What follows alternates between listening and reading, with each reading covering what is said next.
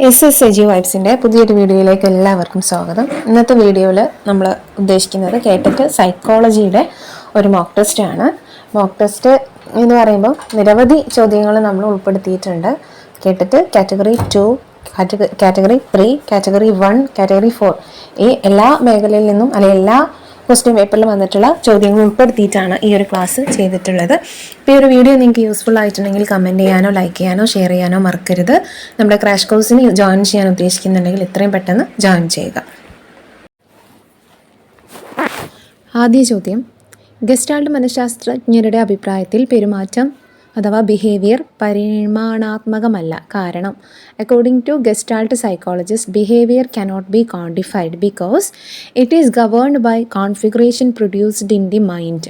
എന്താണ്? പെരുമാറ്റം നിയന്ത്രിക്കപ്പെടുന്നത് മനസ്സിൽ രൂപപ്പെടുന്ന വിന്യാസ രീതിക്ക് അനുസരിച്ചാണ്. Next, it is always changing. പെരുമാറ്റം എപ്പോഴും മാറ്റത്തിന് വിധേയമാണ്. It is rarely overt. പെരുമാറ്റം അപൂർവമായി മാത്രമാണ് ബാഹ്യമാവുന്നത്.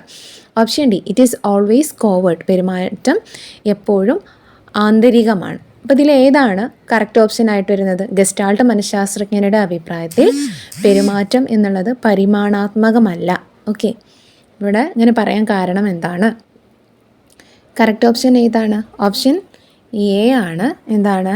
Option A. പെരുമാറ്റം എന്താണ്? നിയന്ത്രിക്കപ്പെടുന്നത് മനസ്സിൽ രൂപപ്പെടുന്ന വിന്യാസ രീതിക്ക് അനുസരിച്ചാണ്. അഥവാ it is governed by configuration produced in the mind.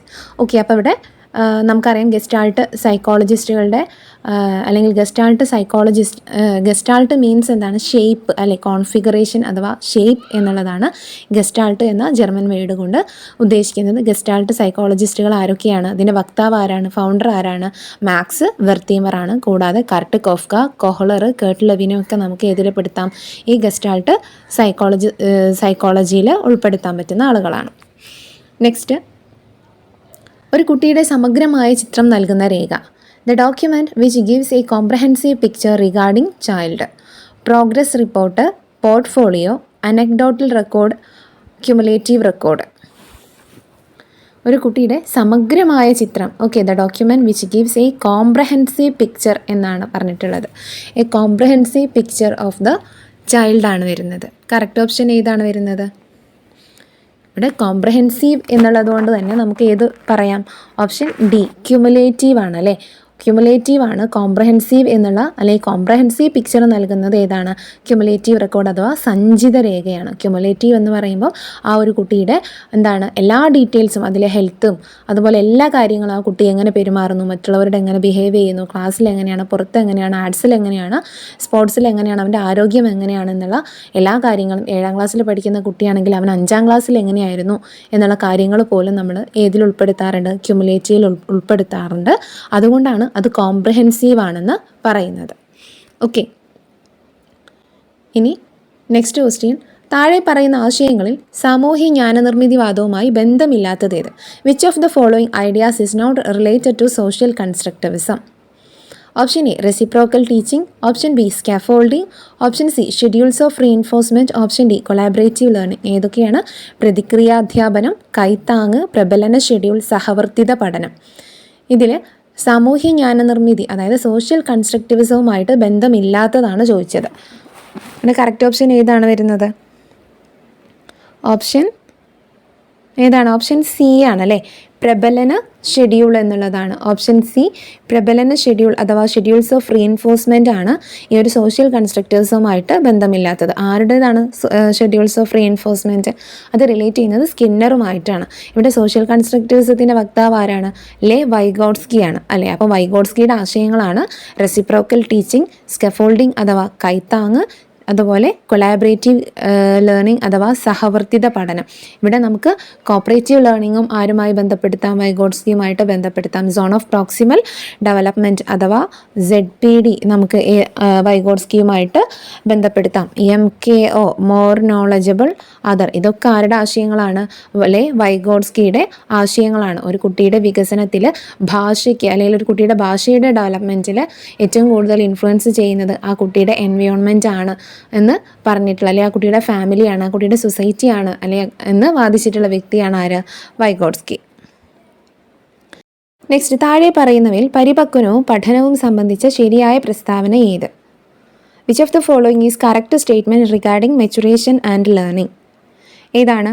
പഠനം പരിപക്വനത്തിൻ്റെ മുൻ ഉപാധിയാണ്. Learning is preconditions for maturation. Next, maturation is a precondition for learning. പരിപക്വനം എന്ന് പറയുന്നത് എന്താണ്? പഠനത്തിൻ്റെ മുൻ ഉപാധിയാണ്. നെക്സ്റ്റ്, പഠനവും പരിപക്വനവും പരസ്പര വിരുദ്ധ ആശയങ്ങളാണ്. Learning and maturation are contradictory to each other. Option D, പരിപക്വനം ഒരു ആർജിത ശേഷിയാണ്. Maturation is a learned behaviour. ഇവിടെ എന്തായിരുന്നു ചോദ്യം? പരിപക്വനവും പഠനവും സംബന്ധിച്ച ശരിയായ പ്രസ്താവന ഏത് എന്നാണ് ചോദിച്ചിട്ടുള്ളത്. ഇവിടെ കറക്റ്റ് ഓപ്ഷൻ വരുന്നത് ഏതാണ്? Maturation is precondition for learning. ലേണിങ്ങിന് വേണ്ടിയിട്ടുള്ള ഒരു പ്രീ കണ്ടീഷനാണ്, അല്ലെങ്കിൽ ലേണിങ്ങിൻ്റെ പഠനത്തിൻ്റെ ഒരു മുൻ ഉപാധിയാണ് ഏത്? പരിപക്വനം. സോ പരിപക്വനം പഠനത്തിൻ്റെ മുൻ ഉപാധിയാണ് എന്നുള്ളതാണ് പരിപക്വനം ലേണിങ്ങും മെച്ചുറേഷനും തമ്മിൽ കറക്റ്റായിട്ട് വരുന്നത്. Okay, maturation is A precondition for learning. Maturation ഉള്ള ഒരാൾക്ക് എന്താണ്? ലേണിങ് ഈസി ആയിട്ട് നടക്കും. ഓക്കെ, അതാണ് ഇവിടെ ഉദ്ദേശിക്കുന്നത്. മെച്ചുറേഷൻ ഉണ്ടെങ്കിൽ കുറച്ചുകൂടി ഈസി ആയിട്ട് പഠനം നടക്കും. ഓക്കെ, നെക്സ്റ്റ്, താഴെ പറയുന്ന പ്രക്രിയകളിൽ ഏതാണ് സാമൂഹ്യവൽക്കരണവുമായി അടുത്ത ബന്ധമുള്ളത്? Which of the following is closely related to socialization process? Option A ആധുനിക വൽക്കരണം, മോഡേണൈസേഷൻ. ഓപ്ഷൻ ബി സാംസ്കാരിക സ്വാംശീകരണം, എൻകൾച്ചറേഷൻ. ഓപ്ഷൻ സി സംസ്കൃതവൽക്കരണം, സാൻസ്ക്രിറ്റൈസേഷൻ. ഓപ്ഷൻ ഡി പാശ്ചാത്യവൽക്കരണം, വെസ്റ്റേണൈസേഷൻ. ചോദ്യം എന്തായിരുന്നു? താഴെ പറയുന്ന പ്രക്രിയകളിൽ സാമൂഹ്യവൽക്കരണവുമായി അടുത്ത ബന്ധമുള്ളത്. കറക്റ്റ് ഓപ്ഷൻ ഏതാണ്? ഓപ്ഷൻ ബി ആണ്, എൻകൾച്ചറേഷൻ ആണ്. ഓപ്ഷൻ ബി എൻകൾച്ചറേഷൻ ആണ് കറക്റ്റ്. ഓക്കെ, നമ്മുടെ കൾച്ചറുമായിട്ട് റിലേറ്റ് ചെയ്ത് വരുന്ന ഒന്നാണ് ഇത് എൻകൾച്ചറേഷൻ, അക്കൾച്ചറേഷൻ എന്നൊക്കെ പറയുന്നത്. ഓക്കെ, നമ്മുടെ എന്താണ് കൾച്ചറിനെ കുറിച്ച് തന്നെ നമ്മൾ കൂടുതൽ കാര്യങ്ങൾ മനസ്സിലാക്കുന്നതും അല്ലെങ്കിൽ മറ്റൊരു കൾച്ചറിലെ കാര്യങ്ങൾ നമ്മൾ അഡോപ്റ്റ് ചെയ്യുന്നതൊക്കെയാണ് അക്കൾച്ചറേഷൻ ആൻഡ് എൻകൾച്ചറേഷൻ എന്നുള്ളതുകൊണ്ട് ഉദ്ദേശിക്കുന്നത്. നെക്സ്റ്റ്, പഠനബോധന പ്രക്രിയയിൽ അസിസ്റ്റീവ് സാങ്കേതിക വിദ്യ ഏറ്റവും ഫലപ്രദമായി ഉപയോഗിക്കാൻ കഴിയുന്നത്? Assistive technology can best be used in the teaching learning process of. എവിടെയാണ്? ലേണിംഗ് ഡിസേബിൾഡ് പഠന വൈകല്യമുള്ളവരിൽ. വിഷ്വലി ഇംപയർഡ് കാഴ്ച വൈകല്യമുള്ളവരിൽ. സി ഹിയറിംഗ് ഇംപയർഡ് കേൾവി വൈകല്യമുള്ളവരിൽ. Option D all of this. ഇതിലേതാണ് കറക്റ്റ് ആൻസർ ആയിട്ട് വരുന്നത്? ഓപ്ഷൻ ഡി ആണ്. കാരണം ഈ assistive technology can be best used in എവിടെയാണ്? Teaching learning process of. ഈ പറഞ്ഞ എല്ലാവരിലും നമുക്ക് എന്ത് ചെയ്യാം? ഈ അസിസ്റ്റീവ് ടെക്നോളജീസ് നല്ല രൂപത്തിൽ ഉപയോഗിക്കാൻ പറ്റും എന്നുള്ളതാണ്, അവരുടെ പഠനം കൂടുതൽ മെച്ചപ്പെടുത്തുന്നതിന് വേണ്ടിയിട്ട്. നെക്സ്റ്റ്, ഏത് തരം വിലയിരുത്തലാണ് പഠിതാക്കളുടെ പഠന പരിമിതികളും പഠന പ്രയാസങ്ങളും കണ്ടെത്താൻ സഹായിക്കുന്നത്? Which type of evaluation identifies learning deficiencies and difficulties of the learner? ഏതാണ്? സ്ഥാനക്കയറ്റം നൽകാനുള്ള വിലയിരുത്തൽ, പ്ലേസ്മെൻറ്റ്. ഓപ്ഷൻ ബി ഫോർമേറ്റീവ് തുടർ മൂല്യനിർണ്ണയം. ഓപ്ഷൻ സി ഡയഗ്നോസ്റ്റിക് പ്രശ്നങ്ങൾ കണ്ടെത്താനുള്ള വിലയിരുത്തൽ. ഓപ്ഷൻ ഡി സമ്മേറ്റീവ് അഥവാ ആത്യന്തിക വിലയിരുത്തൽ. കറക്റ്റ് ഓപ്ഷൻ ഏതാണ്? ഓപ്ഷൻ സി ആണ് കറക്റ്റ്. ഡയഗ്നോസ്റ്റിക് ആണല്ലേ. അതായത് diagnostic evaluation identifies learning deficiencies and difficulties of the learner. കുട്ടികളിൽ ഉണ്ടാകുന്ന പഠന പ്രയാസങ്ങളും പഠന വൈകല്യങ്ങളും പരിമിതികളും ഒക്കെ മനസ്സിലാക്കുന്നതിന്, വൈകല്യങ്ങളല്ല പഠന പരിമിതികൾ ലിമിറ്റേഷൻസ് ഒക്കെ മനസ്സിലാക്കുന്നതിന്, ഡെഫിഷ്യൻസീസ് ഒക്കെ മനസ്സിലാക്കുന്നതിന് വേണ്ടിയിട്ട് നമ്മളെ സഹായിക്കുന്ന വിലയിരുത്തലാണ് ഏത്? Diagnostic teaching. ഈ ഡയഗ്നോസ്റ്റിക് ടീച്ചിങ്ങിന് ശേഷം കുട്ടിയുടെ പ്രശ്നങ്ങൾ കണ്ടെത്തിയിട്ട് ടീച്ചർ കൊടുക്കുന്നതാണ് ഏത്? എന്താണ്? Remedial teaching. മുൻ എക്സാമിന് ചോദിച്ചിട്ടുണ്ടായിരുന്നു. അപ്പോൾ റെമഡിയൽ ടീച്ചിങ് ഡയഗ്നോസ്റ്റിക് ടെസ്റ്റിൻ്റെ ഭാഗമായിട്ട് കൊടുക്കുന്നതാണ്. നെക്സ്റ്റ്, ഗിൽഫോർഡിൻ്റെ അഭിപ്രായത്തിൽ സർഗാത്മകതയുടെ അടിസ്ഥാനം ഡാഷ് ആണ്. According to Guilford, creativity is based on intelligence ബുദ്ധിശക്തി, ഇൻസൈറ്റ് തിങ്കിങ് ഉൾക്കാഴ്ച ചിന്തനം, കൺവേർജൻറ്റ് തിങ്കിങ് സംവ്രജ ചിന്തനം. ഓപ്ഷൻ ഡി ഡൈവേർജൻറ്റ് തിങ്കിങ് വിവ്രജ ചിന്തനം. കറക്റ്റ് ഓപ്ഷൻ ഏതാണ്? ഗിൽഫോർഡിൻ്റെ അഭിപ്രായത്തിൽ സർഗാത്മകത ക്രിയേറ്റിവിറ്റിയുടെ അടിസ്ഥാനം എന്ന് പറയുന്നത് ഓപ്ഷൻ ഡി ആണ് അല്ലേ, ഡൈവേർജൻറ്റ് തിങ്കിങ് ആണ്. Option D divergent. നമ്മൾ ഡൈവേർജൻ്റ് ആയിട്ട് ചിന്തിക്കുമ്പോഴാണ് ഒരു പ്രശ്നത്തിന് നമുക്ക് പല ഭാഗങ്ങളിൽ നിന്നുള്ള സൊല്യൂഷന് കിട്ടുന്നത്. ഓക്കെ, അപ്പോൾ ഒരേ ദിശയിൽ ചിന്തിക്കുന്നതിനെയാണ് നമ്മൾ കൺവേർജൻറ്റ് തിങ്കിങ് എന്ന് പറയുന്നത്. വ്യത്യസ്ത ദിശയിലൂടെ അല്ലെങ്കിൽ വഴികളിലൂടെ ചിന്തിക്കുന്നതിനെയാണ് നമ്മൾ ഡൈവേർജൻറ്റ് തിങ്കിങ് എന്ന് പറയുന്നത്. സോ ക്രിയേറ്റിവിറ്റിയുമായിട്ട് ബന്ധപ്പെട്ട് നിൽക്കുന്നത് ഏതാണ്? ഡൈവേർജൻറ്റ് തിങ്കിങ് ആണ്. ഇനി ഗിൽഫോർഡിൻ്റെ ഇൻ്റലിജൻസ് തിയറിയൊക്കെ നിങ്ങൾ പഠിച്ചിട്ടുണ്ടാകും. എന്ത് പേരിലാണ് ഗിൽഫോർഡിൻ്റെ തിയറി അറിയപ്പെടുന്നത്? Structure of intellect model. Structure of intellect model എന്നറിയപ്പെടുന്നത് ഗിൽഫോർഡിൻ്റെ തിയറിയാണ്. 3 dimensional model, okay, 3D model of intelligence എന്ന പേരിൽ അറിയപ്പെടുന്നത് ആരുടെ തിയറിയാണ്? ഗിൽഫോർഡിൻ്റെ തിയറിയാണ്. നെക്സ്റ്റ്, ഏത് പ്രായഘട്ടത്തിലാണ് കുട്ടി കർമ്മോത്സുകത വേഴ്സസ് അപകർഷത, അതായത് ഇൻഡസ്ട്രി വേഴ്സസ് ഇൻഫീരിയോറിറ്റി കാണിക്കുന്നത്? ഏത് സ്റ്റേജിലാണ്? Industry versus inferiority. Correct option വരുന്നത് ഏതാണ്? ഓപ്ഷൻസ് വായിക്കാം. 3 മുതൽ 6 വരെ, ഓപ്ഷൻ ബി 6 മുതൽ 12 വരെ, ഓപ്ഷൻ സി 12 മുതൽ 18 വരെ, ഓപ്ഷൻ ഡി 18 മുതൽ 25 വരെ. ഇതിൽ കറക്റ്റ് ഓപ്ഷൻ വരുന്നത് ഓപ്ഷൻ ഇതാണ് വരുന്നത്. ഓപ്ഷൻ ബി ആണ് കറക്റ്റ്. 6 മുതൽ 12 വയസ്സ് വരെയുള്ള സമയത്താണ് കുട്ടി ഇൻഡസ്ട്രി വേഴ്സസ് ഇൻഫീരിയോറിറ്റി എന്ന പ്രവണത കാണിക്കുന്നത്. ഓക്കെ, അപ്പോൾ ഈ ഒരു ക്വസ്റ്റ്യൻ ആരുടെ തിയറിയിൽ നിന്ന് ചോദിച്ചിട്ടുള്ളതാണ്? എറിക് എച്ച് എറിക്സൻ്റെ സൈക്കോ സോഷ്യൽ ഡെവലപ്മെൻറ്റ് തിയറിയിലാണ് ഇങ്ങനെ industry versus inferiority, trust versus mistrust, autonomy versus shame എന്നൊക്കെ പറയുന്ന ആ 8 സ്റ്റേജുകൾ വരുന്നത് ആരുടെ തിയറിയിലാണ്? നമ്മുടെ എറിക് എച്ച് എറിക്സൻ്റെ തിയറിയിലാണ്. അപ്പോൾ ആ തിയറി നന്നായിട്ട് പഠിച്ചു പോവുക. അതിൻ്റെ തിയറീസൊക്കെ നമ്മൾ നമ്മുടെ ചാനലിൽ അപ്ലോഡ് ചെയ്തിട്ടുണ്ട്. പ്ലേലിസ്റ്റിൽ സന്ദർശിക്കുക. നിരവധി വീഡിയോസ്, സൈക്കോളജിയുടെ ഒരുപാട് വീഡിയോസ് നമ്മൾ ചെയ്തിട്ടുണ്ട്. അപ്പം അതൊക്കെ നിങ്ങൾ എന്ത് ചെയ്യുക, കാണുക. ഒരുപാട് കാര്യങ്ങൾ നിങ്ങൾക്ക് മനസ്സിലാകും. ഒരുപാട് ക്വസ്റ്റ്യൻസ് ചെയ്യുന്നതുകൊണ്ട് തന്നെ നിങ്ങൾക്ക് കൂടുതൽ എക്സാം എളുപ്പത്തിൽ അറ്റൻഡ് ചെയ്യാനും സാധിക്കും. നെക്സ്റ്റ്, റീത്തയുടെ ബുദ്ധിയെ വിശേഷിപ്പിച്ചിരിക്കുന്നത് ശരീര ചലനപര, അതായത് ബോഡ്ലി കൈനസ്തെറ്റിക് എന്നാണ്. ഈ ബുദ്ധി സിദ്ധാന്തം ഇവിടെ സൂചിപ്പിച്ചിരിക്കുന്നത് എന്താണ്? Theory of general intelligence, theory of multiple intelligence, diarchic theory of intelligence, theory of emotional intelligence. ഏത് തിയറിയിലാണ് ഈ ഒരു ബോഡ്ലി കൈനസ്തെറ്റിക് എന്നുള്ള ആശയം വരുന്നത്? കറക്റ്റ് ഓപ്ഷൻ ബി ആണ്. തിയറി ഓഫ് മൾട്ടിപ്പിൾ ഇൻ്റലിജൻസ് ആണ്. ബഹുമുഖ ബുദ്ധിയിലാണ് ഇങ്ങനെ ബോഡ്ലി കൈനസ്തെറ്റിക് എന്നൊക്കെ പറയുന്ന ബുദ്ധിയുടെ കാര്യങ്ങൾ പറയുന്നത്. അപ്പോൾ ഇത് ആരുടെ തിയറിയാണ്? ഹൊവാർഡ് ഗാർഡനറിൻ്റെ തിയറിയാണ്. Theory of multiple intelligence. Intrapersonal, interpersonal എന്നൊക്കെ പറഞ്ഞിട്ട് നമ്മൾ പഠിക്കുന്ന ഇൻ്റലിജൻസ് ഈ ഒരു തിയറിയിലാണ് വരുന്നത്. അപ്പോൾ ഇദ്ദേഹത്തിൻ്റെ പ്രധാനപ്പെട്ട പുസ്തകമാണ് ഫ്രെയിംസ് ഓഫ് മൈൻഡ്. ഓക്കെ, എക്സാമിന് മുന്നേ ചോദിച്ചതാണ് ഫ്രെയിംസ് ഓഫ് മൈൻഡ്. ഇദ്ദേഹത്തിൻ്റെ മറ്റ് മൾട്ടിപ്പിൾ ഇൻ്റലിജൻസിൽ വരുന്ന മറ്റ് ഘടകങ്ങളും പഠിച്ചു വയ്ക്കുക. അതൊക്കെ നമ്മുടെ മുൻ വീഡിയോസിൽ കൊടുത്തിട്ടുണ്ട്. തീർച്ചയായിട്ടും ആ വീഡിയോസ് നിങ്ങൾ കാണുക. നെക്സ്റ്റ്, കുട്ടി സ്വയം കേന്ദ്രിതമായി തോന്നുന്ന വികാസഘട്ടം. The stage in which the child looks self centred. കുട്ടി സെൽഫ് സെൻറ്റേർഡ് ആയിട്ട് നിൽക്കുന്നത് ഏത് വികാസഘട്ടത്തിലാണ്?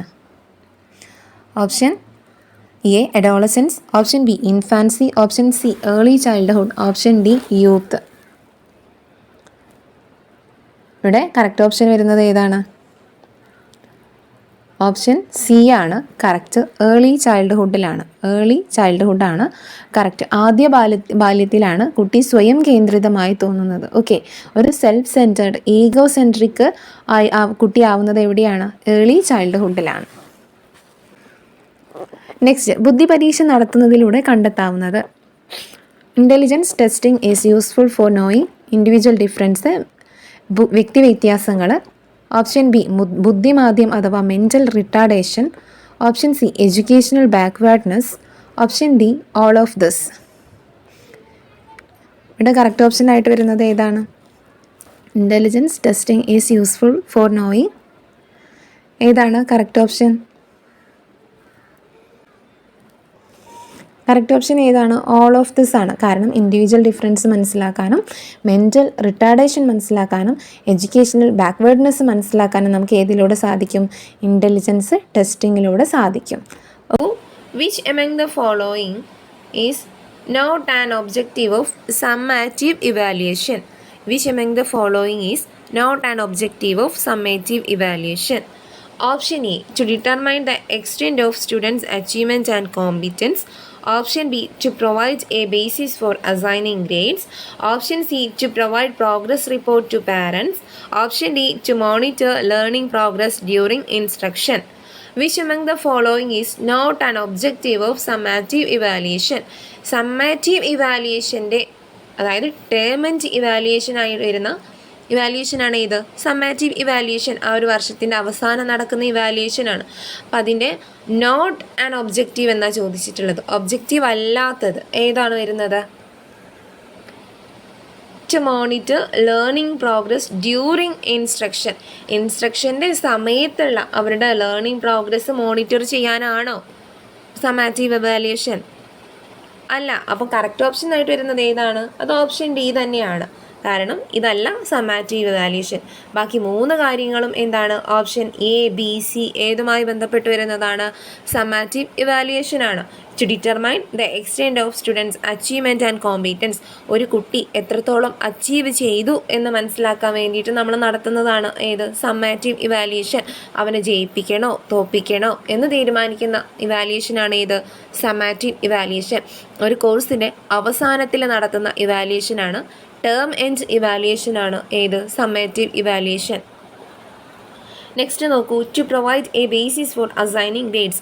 ഇതിന് ഗ്രേഡ് കൊടുക്കുന്നതുമായി ബന്ധപ്പെട്ട് നടത്തുന്നതാണ്. ഓക്കെ, ഈ ഒരു സമ്മേറ്റീവ് ഇവാലുവേഷൻ്റെ ഭാഗമായിട്ടാണ് നമ്മൾ ഈ ഒരു കുട്ടിക്ക് ഗ്രേഡ് കൊടുക്കുന്നത്.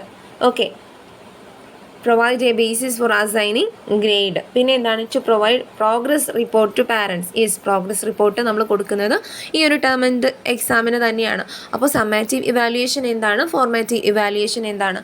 ഫോർമാറ്റീവ് ഇവാലുവേഷൻ എന്ന് പറയുമ്പം നമ്മളൊരു കോഴ്സ് കൊടുക്കുന്നതിനിടയിൽ നടത്തുന്ന ആ ഒരു ഇൻസ്ട്രക്ഷൻ ടൈമിൽ നടത്തുന്ന, അതൊരു ചാപ്റ്റർ എടുത്തതിന് ശേഷമാവാം, അല്ലെങ്കിൽ 2 ചാപ്റ്റർ എടുത്തതിന് ശേഷമാകാം, ഇങ്ങനെയൊക്കെ നടത്തുന്ന ഇവാലുവേഷനാണ് ഇത് ഫോർമാറ്റീവ് ഇവാലുവേഷൻ. അതേസമയം സമ്മേറ്റീവ് എന്താണ്? ആ ഒരു കോഴ്സിൻ്റെ അവസാനം നടത്തുന്ന ഇവാലുവേഷനാണ് സമ്മേറ്റീവ് ഇവാലുവേഷൻ. മനസ്സിലായല്ലോ? ടേമിൻ്റെ അവസാനം നടത്തുന്ന ഈ കുട്ടിയെ ജയിപ്പിക്കണോ തോപ്പിക്കണോ എന്ന് തീരുമാനിക്കുന്ന ഇവാലുവേഷനാണ് സമ്മാറ്റീവ് ഇവാലുവേഷൻ. ഇനി ഫോർമാറ്റീവും സമ്മേറ്റീവും എന്താണെന്ന് നിങ്ങൾ പഠിച്ചു കഴിഞ്ഞു. ഇനി ഇവിടെ മനസ്സിലാക്കേണ്ട മറ്റ് ഇവാലുവേഷനെ കുറിച്ച് കൂടെ ഞാൻ പറയാം. ഡയഗ്നോസ്റ്റിക് ടെസ്റ്റിനെ കുറിച്ച് നിങ്ങൾ കേട്ടിട്ടുണ്ടാവും. അപ്പോൾ എന്താണ് ഡയഗ്നോസ്റ്റിക് ടെസ്റ്റ്? ഡയഗ്നോസ്റ്റിക് ടെസ്റ്റ് എന്ന് പറയുമ്പം ഒരു കുട്ടിക്ക് അല്ലെങ്കിൽ ഒരു കുട്ടിയുടെ അല്ലെങ്കിൽ കുട്ടികളുടെ പഠന പിന്നോക്കാവസ്ഥ മനസ്സിലാക്കുന്നതിന് വേണ്ടിയിട്ട്, ലേണിങ്ങിലുണ്ടാവുന്ന പ്രോബ്ലംസ് മനസ്സിലാക്കുന്നതിന് വേണ്ടിയിട്ട്, ഡിഫിക്കൽട്ടീസ് മനസ്സിലാക്കുന്നതിന് വേണ്ടിയിട്ട് നമ്മൾ നടത്തുന്ന ഇവാലുവേഷനാണ് ഏത്? Diagnostic test.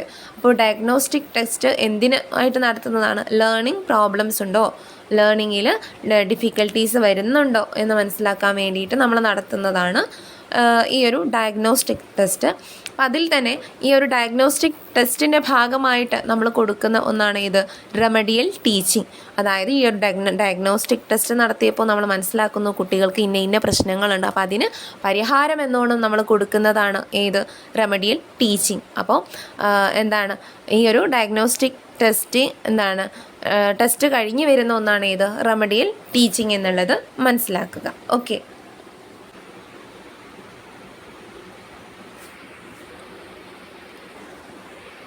Next, which of the following can be used for obtaining an idea of a student's social interaction? Which of the following ഏതാണ് നമുക്ക് യൂസ് ചെയ്യാൻ സാധിക്കുന്നത്? For obtaining an idea of student social, കുട്ടിയുടെ social interaction, സമൂഹത്തിലുള്ള ആ കുട്ടിയുടെ ഇടപെടലിനെ അളക്കാൻ പറ്റുന്ന ഒന്ന് ആണ് ചോദിച്ചിട്ടുള്ളത്. അതേതാണ്? ചിൽഡ്രൻ അപ്പർസെപ്ഷൻ ടെസ്റ്റ് അഥവാ ക്യാറ്റ്.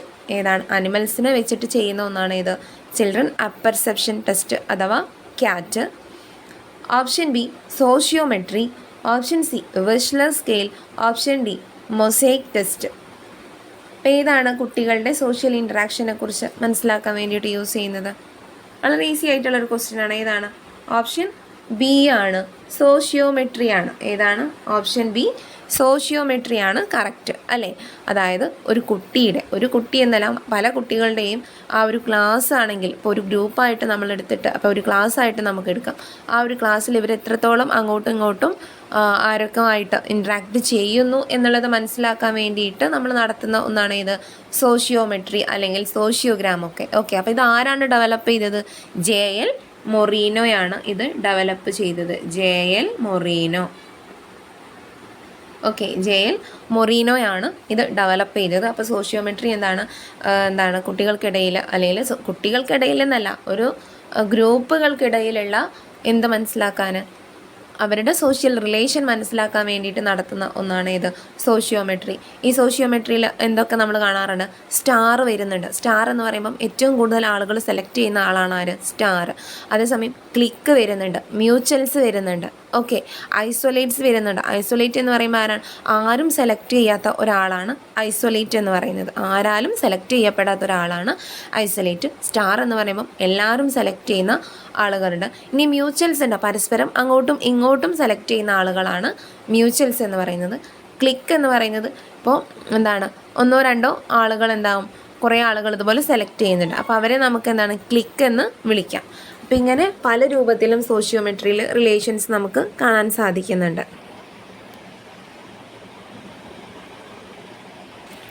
ക്ലിക്ക് എന്ന് പറയുമ്പം 2-3 ആളുകൾ സെലക്ട് ചെയ്യുന്ന, അവരെ തന്നെ അങ്ങോട്ടും ഇങ്ങോട്ടും സെലക്ട് ചെയ്തിട്ട് ഒരു ഗ്രൂപ്പ് പോലെ കാണുന്നതിനെയാണ് ക്ലിക്ക് എന്ന് പറയുന്നത്.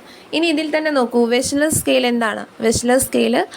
വെഷ്ലർ ഇൻ്റലിജൻസ് സ്കെയിലാണ്. ഇൻ്റലിജൻസ് അളക്കാൻ വേണ്ടിയിട്ട് നമ്മൾ യൂസ് ചെയ്യുന്ന ഒന്നാണ് ഇത് വെഷ്ലർ ഇൻ്റലിജൻസ് സ്കെയിൽ. ഓക്കെ, അപ്പോൾ അതൊക്കെ ഒന്ന് മനസ്സിലാക്കിയിരിക്കുക. ടാറ്റ് ചോദിക്കാറുണ്ട്, തീമാറ്റിക് അപ്പർസെപ്ഷൻ ടെസ്റ്റ് ചോദിക്കും. എന്താണ് തീമാറ്റിക് അപ്പർസെപ്ഷൻ ടെസ്റ്റ്? അതൊരു പേഴ്സണാലിറ്റി ടെസ്റ്റാണ്. പേഴ്സണാലിറ്റിയിലെ തന്നെ പ്രൊജക്റ്റീവ് ടെസ്റ്റായിട്ട് വരുന്ന ഒന്നാണ് തീമാറ്റിക് അപ്പർസെപ്ഷൻ ടെസ്റ്റ്. അതുപോലെ പേഴ്സണാലിറ്റി അളക്കുന്നതിലുള്ള മറ്റ് പ്രൊജക്റ്റീവ് ടെസ്റ്റാണ് ഇത് റോർഷാക്ക് ഇങ്ക് ബ്ലോട്ട് ടെസ്റ്റ്. ഏതാണ്? റോർഷാക്ക് ഇങ്ക് ബ്ലോട്ട് ടെസ്റ്റ് ഒരു പ്രൊജക്റ്റീവ് ടെസ്റ്റാണ്, പേഴ്സണാലിറ്റി അളക്കുന്നതിന് യൂസ് ചെയ്യുന്ന ഒന്നാണ്. അതുപോലെ ക്യാറ്റ് എന്താണെന്നുള്ളത് കൃത്യമായി മനസ്സിലാക്കുക. അനിമൽസിനെ അതിൽ യൂസ് ചെയ്തിട്ട് ഈ പേഴ്സണാലിറ്റി അളക്കാൻ വേണ്ടിയിട്ട് തന്നെ നമ്മൾ യൂസ് ചെയ്യുന്ന ഒന്നാണ് ഇത് CAT. Okay,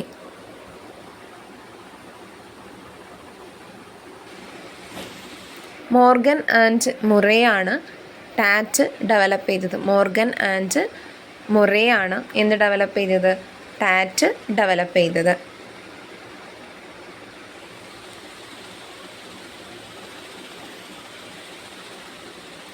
Then writes a well-organized theme. This belongs to option A application, option B analysis, option C evaluation, option D synthesis. ഏതാണ്? ബ്ലൂംസ് ടാക്സോണമിയുമായി ബന്ധപ്പെട്ട് വന്നിട്ടുള്ളൊരു ക്വസ്റ്റ്യൻ ആണ്. A student rights A well organised, വളരെ organised ആയിട്ടുള്ള ഒരു theme ഒരു കുട്ടി എഴുതിയിട്ടുണ്ട്. അപ്പോൾ അത് ഏതിലാണ് വരുന്നത്? അപ്ലിക്കേഷൻ ആണോ, അനാലിസിസ് ആണോ, ഇവാലുവേഷൻ ആണോ, സിന്തസിസ് ആണോ? ഏതാണ്? ഒരു തീം എഴുതുന്നത് ഏതിലാണ് വരുന്നത്? കറക്റ്റ് ഓപ്ഷൻ സിന്തസിസ് ആണ്. ഏതാണ്? സിന്തസിസ് ആണ് കറക്റ്റ്. ഏതാണ്? സിന്തസിസ് ആണ് കറക്റ്റായിട്ട് വരുന്നത്. ഇവിടെ ബ്ലൂംസ് ടാക്സോണമിയുടെ സ്പെസിഫിക്കേഷനുമായി ബന്ധപ്പെട്ട് വന്നിട്ടുള്ള ക്വസ്റ്റ്യൻ ആണ്. ഒരു സ്റ്റുഡൻറ്റ് ഒരു വെൽ ഓർഗനൈസ്ഡ് ആയിട്ടുള്ള തീം എഴുതുക എന്ന് പറയുമ്പോൾ അത് ഏതിലാണ് വരുന്നത്? സിന്തസിസ് ആണ്. ഓക്കെ, അപ്പം സിന്തസിസ് എന്നുള്ളതാണ് ഇവിടെ കറക്റ്റ് ഓപ്ഷനായിട്ട് വരുന്നത്. അതേസമയം ഒരു കുട്ടി പഠിച്ച കാര്യം അപ്ലൈ ചെയ്യുകയാണെങ്കിൽ നമുക്കതിനെ അപ്ലിക്കേഷൻ എന്ന് വിളിക്കാം. ഓക്കെ, അപ്പോൾ അനാലിസിസ് എന്താണ്, ഇവാലുവേഷൻ എന്താണ്, ഇവ ഓരോന്നിലും വരുന്ന സ്പെസിഫിക്കേഷൻ എന്താണെന്നുള്ളത് കൃത്യമായിട്ട് മനസ്സിലാക്കി വയ്ക്കുക. സ്പെസിഫിക്കേഷൻ ബേസ് ചെയ്തിട്ടാണ് ചോദ്യങ്ങൾ വരാറുള്ളത്. നെക്സ്റ്റ് ചോദ്യം നോക്കൂ. A learner with high IQ achieves low in mathematics. He or she belongs to the group of underachievers, gifted students, learning abled. Option B low achievers. A learner with high IQ, ഒരു highest അല്ലെങ്കിൽ high IQ ഉള്ളൊരു കുട്ടി എന്ത് ചെയ്യുന്നു? മാത്തമാറ്റിക്സിൽ law ആണ്. അത് ഏതിനെയാണ് കാണിക്കുന്നത്? ആ കുട്ടിയുടെ ഏതാണ്? ആ കുട്ടി ഏതിലാണ് വരുന്നത്? അണ്ടർ അച്ചീവറാണ്. ആരാണ്? ആ കുട്ടിയെ നമുക്ക് ആരായിട്ട് പരിഗണിക്കാം?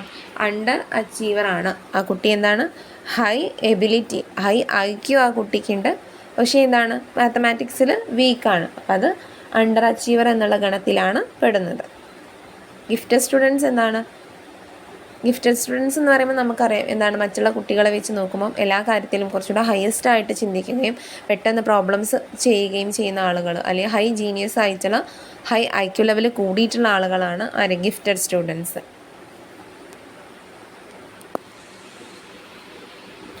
നെക്സ്റ്റ് നോക്കൂ, Oedipus complex is expressed during. ഇത് ആരുമായി ബന്ധപ്പെട്ട, ആരാണ് ഈഡിപ്പസ് കോംപ്ലക്സ് എന്ന ടേം അല്ലെങ്കിൽ ആ ഒരു കോൺസെപ്റ്റ് സൈക്കോളജിയിൽ ഇൻട്രൊഡ്യൂസ് ചെയ്തത്?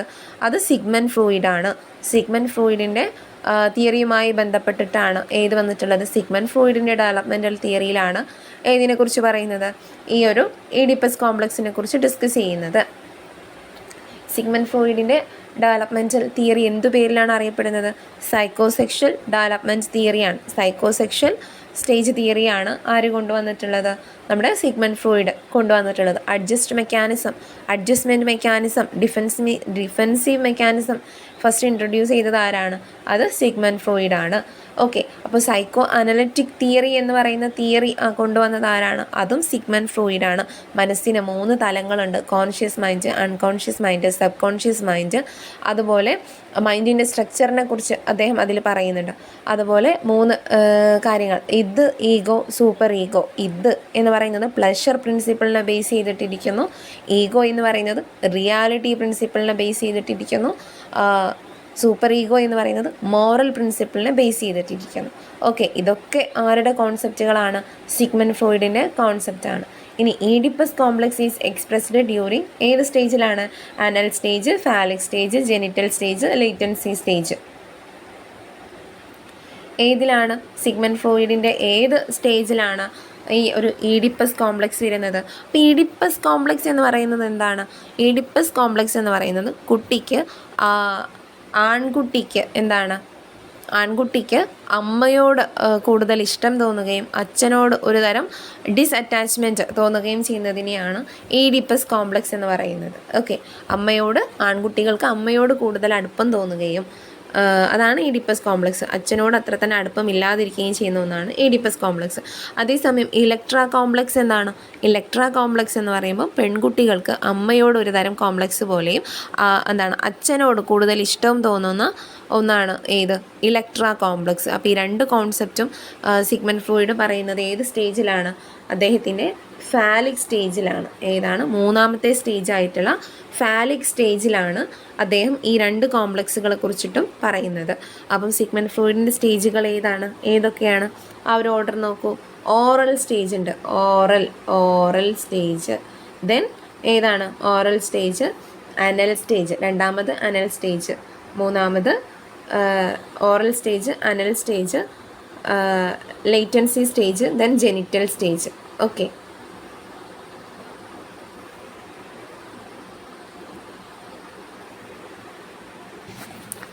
ഓക്കെ, അപ്പം ഏതാണ് സ്റ്റേജുകൾ? Oral stage, anal stage, phallic stage, latency stage, last one genital stage. Okay, ആ ഒരു ഓർഡറിൽ തന്നെ പഠിക്കുക. ഓർഡർ ചോദിക്കാൻ സാധ്യതയുണ്ട്. ജെനിറ്റൽ സ്റ്റേജ് ആണ് ലാസ്റ്റ് വരുന്നത്. ഓക്കെ, അപ്പോൾ അത്രയും കാര്യങ്ങൾ സിഗ്മണ്ട് ഫ്രോയിഡിൻ്റെ തിയറിയുമായി ബന്ധപ്പെട്ട് മനസ്സിലാക്കി വയ്ക്കുക. Next, Robert Sternberg proposed theory of intelligence. ഏത് തിയറിയാണ്? റോബർട്ട് സ്റ്റേൺബർഗിൻ്റെ തിയറി. ഇൻ്റലിജൻസ് തിയറീസ് ഒക്കെ നമ്മൾ പഠിച്ചതാണ്. PASS model, triarchic theory, structure of intellect model, 2 factor theory. Robert Sternberg propose ചെയ്ത തിയറി ഏതാണ്? റോബർട്ട് സ്റ്റേൺബർഗ് പ്രപ്പോസ് ചെയ്ത തിയറി ഓഫ് ഏത് ഇൻ്റലിജൻസ് ആണ്? ഓപ്ഷൻ ബി ആണ് വരുന്നത്. ട്രയാർക്കിക് തിയറിയാണ്. ട്രയാർക്കിക് തിയറി ഓഫ് ഇൻ്റലിജൻസ് കൊണ്ടുവന്ന ആളാണ് റോബർട്ട് സ്റ്റേൺബർഗ്.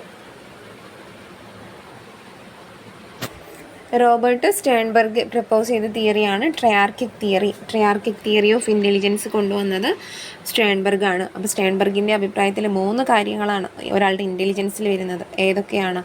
ക്രിയേറ്റീവ് വരുന്നുണ്ട്, അനലിറ്റിക്കൽ വരുന്നുണ്ട്, അതുപോലെ practical intelligence, creative intelligence, analytical intelligence, creative intelligence, practical intelligence, analytical intelligence. ഈ 3 ഇൻ്റലിജൻസുകളെ കുറിച്ച് പറയുന്ന തിയറിയാണ് റോബർട്ട് സ്റ്റേൺബർഗിൻ്റെ തിയറി. ഇനി ഓപ്ഷൻ സി നോക്കൂ. സ്ട്രക്ചർ ഓഫ് ഇൻ്റലക്റ്റ് മോഡൽ ആരാ കൊണ്ടുവന്നത്? ഗിൽഫോർഡാണ് കൊണ്ടുവന്നത്. സ്ട്രക്ചർ ഓഫ് ഇൻ്റലക്റ്റ് മോഡൽ കൊണ്ടുവന്ന സൈക്കോളജിസ്റ്റാണ് ആര്? നമ്മുടെ ഗിൽഫോർഡ്. അപ്പോൾ ഗിൽഫോർഡിൻ്റെ തിയറിയാണ് സ്ട്രക്ചർ ഓഫ് ഇൻ്റലക്റ്റ് മോഡൽ എന്ന പേരിൽ അറിയപ്പെടുന്നത്.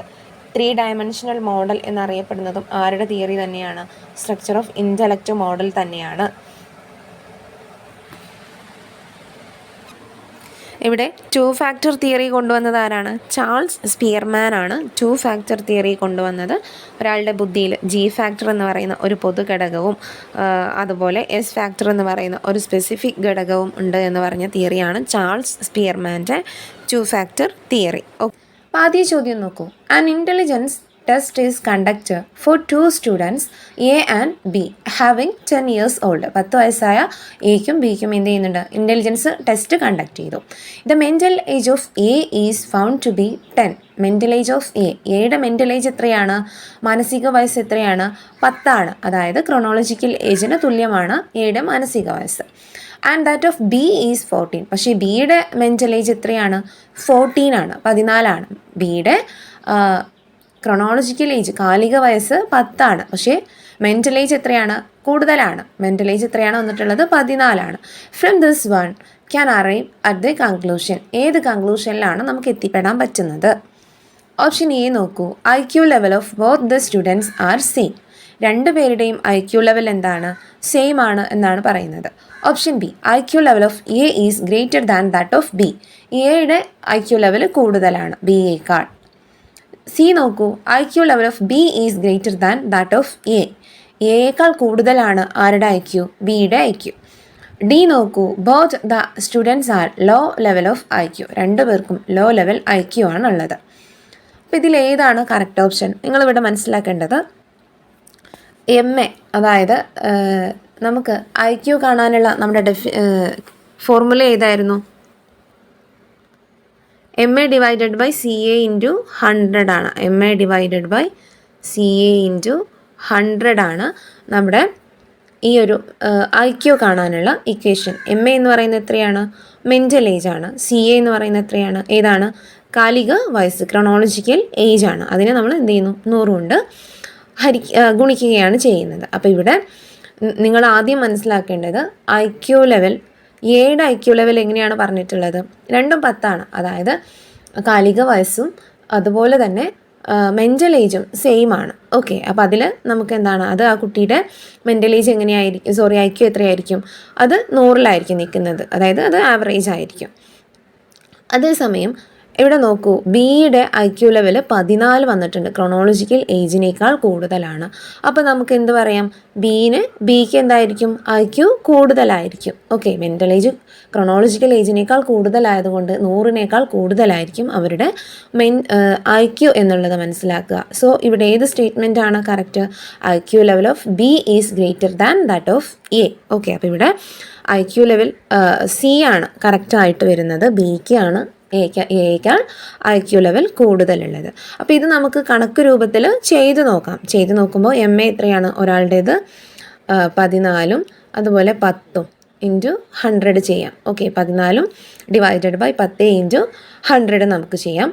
അതുപോലെ മറ്റാളതും അതുപോലെ ചെയ്യാം. 10ഉം തമ്മിൽ ഹരിച്ചിട്ട് എന്ത് ചെയ്യാം? 100 കൊണ്ട് ഡിവൈഡ് ചെയ്യാം. അപ്പോൾ കിട്ടുന്ന ആൻസർ ആയിരിക്കും അവരുടെ IQ. സോ ഇങ്ങനെയുള്ള ഒരുപാട് ക്വസ്റ്റ്യൻസ് എക്സാമിന് മുന്നേ വന്ന് കണ്ടിട്ടുണ്ട്.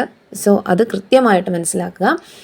കാലിക വയസ്സും അതുപോലെ മാനസിക വയസ്സും സെയിം ആണെങ്കിൽ അവരുടെ IQ എങ്ങനെയായിരിക്കും? അത് ആവറേജ് ആയിരിക്കും കേട്ടോ, 100 ആയിരിക്കും. അതേസമയം മെൻ്റൽ ഏജ് കൂടുതലാണെങ്കിൽ, ക്രോണോളജിക്കൽ ഏജിനേക്കാൾ കൂടുതലാണ് മെൻ്റൽ ഏജെങ്കിൽ തീർച്ചയായിട്ടും അവരുടെ IQ എങ്ങനെയായിരിക്കും? IQ കൂടുതലായിരിക്കും, ആവറേജിലും കൂടുതലായിരിക്കും, 100നേക്കാൾ കൂടുതലായിരിക്കും. അതേസമയം അവരുടെ മെൻ്റൽ ഏജ്, അവരുടെ ക്രോണോളജിക്കൽ ഏജ്, കാലിക വയസ്സിനേക്കാൾ കുറവാണെങ്കിൽ തീർച്ചയായിട്ടും ആ കുട്ടിയുടെ IQ എങ്ങനെയായിരിക്കും? ആവറേജിൽ താഴെയായിരിക്കും, 100ൽ താഴെയായിരിക്കും. സോ ഈ പറയുന്ന കാര്യങ്ങൾ നിങ്ങൾ എന്ത് ചെയ്യുക? ഒന്ന് നോട്ട് ചെയ്ത് വെക്കുക. നിങ്ങൾക്ക് അത്രയും യൂസ്ഫുൾ ആകും. കാരണം ഈ ഭാഗത്തുനിന്ന് ആവർത്തിച്ച് ചോദ്യങ്ങൾ വരാറുണ്ട്. ചോദ്യങ്ങൾ ആവർത്തിച്ച് വരുന്ന ഒരു ഏരിയ ആണിത്. ഓക്കെ, ഈ മെൻ്റൽ ഏജും കാണാനുള്ളതും IQ കാണാനുള്ളതും. അപ്പോൾ ഇത് കൃത്യമായിട്ട് മനസ്സിലാക്കുക. നിങ്ങൾക്ക് ക്ലിയർ ആയെന്ന് വിചാരിക്കുന്നു. നെക്സ്റ്റ് ചോദ്യം നോക്കൂ. Which type of class leadership is best in classroom management? Classroom മാനേജ്മെൻറ്റിന് ഏറ്റവും നല്ല ക്ലാസ് ലീഡർഷിപ്പ് ഏതാണ് എന്നാണ് ചോദിച്ചിട്ടുള്ളത്. അപ്പോൾ ഒരു ക്ലാസ് എങ്ങനെയായിരിക്കണം എന്നുള്ളതിനെ കുറിച്ചിട്ടാണ് ഉള്ള ഓപ്ഷൻസ് ആണ് ഇതിൽ കൊടുത്തിട്ടുള്ളത്. ഫസ്റ്റ് വൺ നോക്കൂ, അതോറിറ്റേറിയൻ. രണ്ടാമത്തത് നോക്കൂ, flexible. C, democratic. Option D, rigid. അപ്പോൾ നമുക്ക് ഇതിനെക്കുറിച്ച് കൂടുതൽ പഠിക്കേണ്ട ഒരു കാര്യമില്ല. നമുക്കറിയാം എങ്ങനെയായിരിക്കും. What type of class leadership is best in classroom management? ഏറ്റവും നല്ല ക്ലാസ് മാനേജ്മെൻറ്റിന് ഏറ്റവും നല്ലത് ഏതായിരിക്കും? അത് ഡെമോക്രാറ്റിക് ആയിരിക്കും. അവിടെയാണ് കുട്ടികൾക്ക് കൂടുതൽ സ്വാതന്ത്ര്യം കൊടുക്കുന്നത്. അവരുടെ ഐഡിയാസിന് നമ്മൾ പ്രാധാന്യം കൊടുക്കുന്നത് എവിടെയാണ്? ഡെമോക്രാറ്റിക് ലീഡർഷിപ്പിലാണ്. അതേസമയം റിജിഡ് ആണെങ്കിലും അതോറിറ്റേറിയൻ ആണെങ്കിലും ഒക്കെ എങ്ങനെയായിരിക്കും? റിജിഡ് ആകുമ്പോൾ നമുക്കറിയാം ഭയങ്കര സ്ട്രിക്റ്റ് ആയിരിക്കും അല്ലേ? എല്ലാ കാര്യത്തിലും സ്ട്രിക്ട്നെസ് ആയിരിക്കും. അപ്പോൾ അത് കുട്ടികൾക്ക് തന്നെ ബുദ്ധിമുട്ടായിരിക്കും. അതേസമയം അതോറിറ്റേറിയനിൽ എന്താണ്? ടീച്ചർ മാത്രം എല്ലാം പറയുന്നു, അല്ലെങ്കിൽ ടീച്ചർക്ക് മാത്രം വലിയൊരു റോള്, കുട്ടികൾ പാസീവ് ലേണേഴ്സ് ആയിരിക്കുന്നു. അപ്പോൾ അത് ഒരിക്കലും നല്ലൊരു ക്ലാസ് റൂം സിസ്റ്റം ആയിരിക്കില്ല. അതേസമയം ഡെമോക്രാറ്റിക് എന്ന് പറയുമ്പോൾ എന്താണ്? നമ്മൾ കുട്ടികൾക്ക് അവസരം കൊടുക്കുന്നു, അവരുടെ ആശയങ്ങൾക്കും അവരുടെ ഐഡിയാസും അവരുടെ കോൺസെപ്റ്റൊക്കെ പറയാനും പ്രവർത്തിക്കാനും ഇതിനൊക്കെ നമ്മൾ സ്വാതന്ത്ര്യം കൊടുത്തുന്നു. പഠന പ്രവർത്തനത്തിൽ കുട്ടികൾക്ക് വലിയ റോള് കൊടുത്തിട്ടുള്ള ഒരു ക്ലാസ് റൂം സിസ്റ്റമായിട്ട് നമുക്ക് പറയാൻ പറ്റുന്നത് ഡെമോക്രാറ്റിക് ആണ്. ഇനി ഫ്ലെക്സിബിൾ എന്ന് പറയുമ്പോൾ എന്താണ്? കൂടുതൽ എന്തായിരിക്കും? വളരെ അധികം ഫ്ലെക്സിബിളായിട്ടുള്ള അയഞ്ഞ രൂപത്തിലുള്ളതാകുമ്പോൾ അതും ക്ലാസ്സിന് ബുദ്ധിമുട്ടാണ്. സോ കറക്റ്റ് ഓപ്ഷൻ ഏതാണ്? അത് ഡെമോക്രാറ്റിക് ആണ്. സോ ഈ ഒരു ഭാഗം നിങ്ങൾ എന്ത് ചെയ്യുക? കൃത്യമായിട്ട് മനസ്സിലാക്കുക. ഡെമോക്രാറ്റിക് എന്താണ്, അതോറിറ്റേറിയൻ എന്താണ്. അതോറിറ്റേറിയൻ എന്ന് പറയുമ്പോൾ നമ്മൾ ഒരാൾ ഭരിക്കുന്ന പോലെയാണ് അല്ലേ? അപ്പോൾ അത് കുട്ടികൾക്കും ഇഷ്ടമാവില്ല. അപ്പോൾ ഡെമോക്രാറ്റിക് എന്ന് പറയുമ്പോൾ ടീച്ചർക്കും റോളുണ്ട്, കുട്ടികൾക്കും റോളുണ്ട്. ഓക്കെ, അപ്പോൾ രണ്ടുപേർക്കും ഒരുപോലെ റോളുണ്ട് എന്നുള്ളത് മനസ്സിലാക്കുക. നെക്സ്റ്റ് നോക്കൂ, which theory of personality was developed by Sigmund Freud? എനിക്ക് തോന്നുന്നു നമ്മുടെ എക്സാമിന് ഏറ്റവും കൂടുതൽ ആവർത്തിച്ച് ചോദിക്കുന്ന ഒരു ഏരിയ സിഗ്മണ്ട് ഫ്രോയിഡിൻ്റേതാണ്. കാരണം സിഗ്മണ്ട് ഫ്രോയിഡിൻ്റെ തിയറി പല രൂപത്തിലും ചോദിക്കാറുണ്ട്. അപ്പോൾ ഇവിടെ നിങ്ങൾ മനസ്സിലാക്കേണ്ടത് 4 ഓപ്ഷൻസ് നമുക്ക് നോക്കാം. സിഗ്മണ്ട് ഫ്രോയിഡിൻ്റെ പേഴ്സണാലിറ്റി തിയറിയാണ് ചോദിച്ചിട്ടുള്ളത്. പേഴ്സണാലിറ്റി തിയറി ഏതു പേരിലാണ് അറിയപ്പെടുന്നത്? അത് സൈക്കോ അനലിറ്റിക് ആണോ, ജെൻഡർ ബേസ്ഡ് ആണോ, സൈക്കോ സോഷ്യൽ ആണോ, ബിഹേവിയറിസ്റ്റിക് ആണോ? അപ്പോൾ ഏതാണ് സിഗ്മണ്ട് ഫ്രോയിഡിൻ്റെ സൈക്കോ അനലിറ്റിക് തിയറി? ഈ എല്ലാ തിയറീസും എനിക്ക് തോന്നുന്നു ഒട്ടുമിക്ക തിയറീസും നമ്മുടെ ചാനലിൽ നമ്മൾ ചെയ്തിട്ടുണ്ട്. അപ്പോൾ നിങ്ങൾ അടുത്ത കേട്ടറ്റിന് വേണ്ടി പഠിക്കുന്ന ആളുകളാണ്. നിങ്ങൾക്ക് നിങ്ങളുടെ മുന്നിൽ ഒരുപാട് സമയമുണ്ട്. അപ്പോൾ വളരെ ഡീറ്റെയിൽ ആയിട്ട് തന്നെ എന്ത് ചെയ്യുക? നിങ്ങൾ പഠിക്കുക, ഓരോ തിയറിയും പഠിക്കുക, ഓരോ തിയറിയുടെയും പോയിൻറ്റ്സ് കൃത്യമായിട്ട് നോട്ട് ചെയ്ത് വെക്കുക. എല്ലാ തിയറീസും നമ്മുടെ ചാനലിലുണ്ട്. നമ്മുടെ ചാനലിൽ സിലബസ് ബേസ്ഡ് ക്ലാസ് എന്ന് പറഞ്ഞിട്ട് എനിക്ക് തോന്നുന്നു ഒരു 10-12 വീഡിയോസ് നമ്മൾ ചെയ്തിട്ടുണ്ട്. അതിൽ ഒരുപാട് ബ്രോണറിൻ്റെ തിയറി വരുന്നുണ്ട്, പിയാഷയുടെ തിയറി ഉണ്ട്, സിഗ്മണ്ട് ഫ്രോയിഡിൻ്റെ തിയറി ഉണ്ട്, എറിക്സൻ്റെ തിയറി ഉണ്ട്. അതുകൂടാതെ കേട്ടിട്ട് സ്പെഷ്യൽ എന്ന് പറഞ്ഞിട്ട് വേറൊരു പ്ലേലിസ്റ്റിൽ പ്രീവിയസ് ക്വസ്റ്റ്യൻ ബേസ് ചെയ്തിട്ട് ഒരുപാട് ക്ലാസ്സുകൾ നമ്മൾ ചെയ്തിട്ടുണ്ട്. അതിൽ പ്രീവിയസ് ക്വസ്റ്റ്യൻ ബേസ് ചെയ്തിട്ടെന്ന് പറയുമ്പോൾ നിങ്ങൾ മനസ്സിലാക്കുക, ഒരിക്കലും ക്വസ്റ്റ്യൻ ആൻഡ് ആൻസേഴ്സ് മാത്രം പറയുന്നതല്ല, എന്താണ് അതിൻ്റെ റിലേറ്റഡ് ഫാക്ട്സ് കൂടെ പറഞ്ഞിട്ട് ആണ് വീഡിയോ ചെയ്തിട്ടുള്ളത്. അതുപോലെ ഒരുപാട് മോഡൽ എക്സാംസ്, എനിക്ക് തോന്നുന്നു 5, 6, 7 മോഡൽ എക്സാംസ് നമ്മൾ സൈക്കോളജിക്ക് വേണ്ടിയിട്ട് നടത്തിയിട്ടുണ്ട്. അപ്പോൾ അതും നിങ്ങൾ എന്ത് ചെയ്യുക, ഇപ്പോൾ തന്നെ മോഡൽ എക്സാം അറ്റൻഡ് ചെയ്യണമെന്നില്ല, കുറേ ടോപ്പിക്സ് പഠിച്ചതിന് ശേഷം എന്ത് ചെയ്യുക, മോഡൽ എക്സാംസ് അറ്റൻഡ് ചെയ്യുക. തീർച്ചയായിട്ടും ഇത്തവണ നിങ്ങൾക്ക് കേട്ടിട്ട് കിട്ടും. അപ്പോൾ അങ്ങനെ ഒരുപാട് വീഡിയോസ് ഉണ്ട്, അതൊക്കെ നിങ്ങൾ കാണുക. ഓരോ തിയറിയും വളരെ ഡീപ്പായിട്ട് തന്നെ പഠിക്കുക, കാരണം നിങ്ങളുടെ മുന്നിൽ ഒരുപാട് സമയമുണ്ട്. ഓക്കെ, അപ്പോൾ ഇവിടെ വിച്ച് തിയറി ഓഫ് പേഴ്സണാലിറ്റി, ഇതൊക്കെ ഞാൻ ചെയ്തിട്ടുണ്ട്. പേഴ്സണാലിറ്റി സിഗ്മണ്ട് ഫ്രോയിഡിൻ്റെ തിയറി ചെയ്തിട്ടുണ്ട്. അപ്പോൾ ഇവിടെ which theory of personality was developed by Sigmund Freud? Option A psychoanalytic, option B gender based, option C psychosocial, option D behaviouristic. ഇതാണ് Sigmund ഫ്രോയിഡിൻ്റെ theory ആയിട്ട് വരുന്നത്. ഓപ്ഷൻ എ സൈക്കോ അനലിറ്റിക് തിയറിയാണ് Sigmund ഫ്രോയിഡിൻ്റെ theory. ഏതാണ്? Psychoanalytic തിയറിയാണ്. അപ്പോൾ ഇവിടെ മനസ്സിലാക്കേണ്ടത് സിഗ്മണ്ട് ഫ്രോയിഡിൻ്റെ ഡെവലപ്മെൻറ്റൽ തിയറി നമുക്ക് പഠിക്കാനുണ്ട്, പേഴ്സണാലിറ്റി തിയറി പഠിക്കാനുണ്ട്. പേഴ്സണാലിറ്റി തിയറിയാണ് സൈക്കോ അനലിറ്റിക് തിയറി എന്ന പേരിൽ അറിയപ്പെടുന്നത്. അതേസമയം അദ്ദേഹത്തിൻ്റെ ഡെവലപ്മെൻറ്റൽ തിയറി എന്ത് പേരിലാണ് അറിയപ്പെടുന്നത്? സൈക്കോ സെക്ഷൽ ഡെവലപ്മെൻറ്റ് ആണ്. ഏതാണ്? സൈക്കോ സെക്ഷൽ ഡെവലപ്മെൻറ്റ് തിയറി ആരുടെ തിയറിയാണെന്ന് ചോദിച്ചാൽ അതും സിഗ്മണ്ട് ഫ്രോയിഡിൻ്റെ തിയറിയാണ്. ഇനി നമ്മുടെ ഓപ്ഷനിൽ കൊടുത്തിട്ടുള്ള ഓപ്ഷൻ സി നോക്കൂ, സൈക്കോ സോഷ്യലാണ്. ഇത് ആരുടെ തിയറിയാണ്? അത് എറിക് എച്ച് എറിക്സന്റെ തിയറിയാണ്. സൈക്കോ സോഷ്യൽ ഡെവലപ്മെൻറ്റ് തിയറി 8 സ്റ്റേജുകൾ അദ്ദേഹം പറയുന്നുണ്ട്. ട്രസ്റ്റ് വേഴ്സസ് മിസ്ട്രസ്റ്റ് അങ്ങനെയൊക്കെ പറഞ്ഞിട്ട് ഒരു 8 കാര്യങ്ങൾ അദ്ദേഹം പറയുന്നുണ്ട്. Psycho social development theory Erik H Erikson ആണ്. അപ്പോൾ ആ തിയറിയും പഠിക്കുക. ഓക്കെ, അപ്പോൾ ഇവിടെ സൈക്കോ അനലിറ്റിക് തിയറിയിൽ പ്രധാനമായിട്ടും വരുന്ന പോയിന്റുകൾ ഏതൊക്കെയാണ്?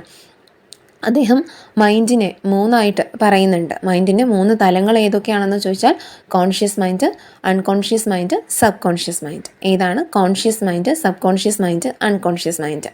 ബോധ മനസ്സ്, അബോധ മനസ്സ്, ഉപബോധ മനസ്സ്. ഓക്കെ, അങ്ങനെ 3ആയിട്ട് സിഗ്മണ്ട് ഫ്രോയിഡ് ഡിവൈഡ് ചെയ്തിട്ടുണ്ട്. അതുപോലെ തന്നെ മൈൻഡിൻ്റെ ഒരു സ്ട്രക്ചറിനെ അദ്ദേഹം ഇത്, ഈഗോ, സൂപ്പർ ഈഗോ, എങ്ങനെയാണ്? ഇത്, ഈഗോ, സൂപ്പർ ഈഗോ എന്നിങ്ങനെ ഡിവൈഡ് ചെയ്തിട്ടുണ്ട്. ഓക്കെ, ഇത്രയും ചോദ്യങ്ങളാണ് ഇന്നത്തെ ക്ലാസ്സിൽ നമ്മൾ ഉൾക്കൊള്ളിച്ചിട്ടുള്ളത്. വീഡിയോ യൂസ്ഫുൾ ആയിട്ടുണ്ടെങ്കിൽ ലൈക്ക് ചെയ്യാനോ ഷെയർ ചെയ്യാനോ സബ്സ്ക്രൈബ് ചെയ്യാനോ മറക്കരുത്. നിങ്ങളുടെ കമൻറ്റുകൾ അറിയിക്കുക.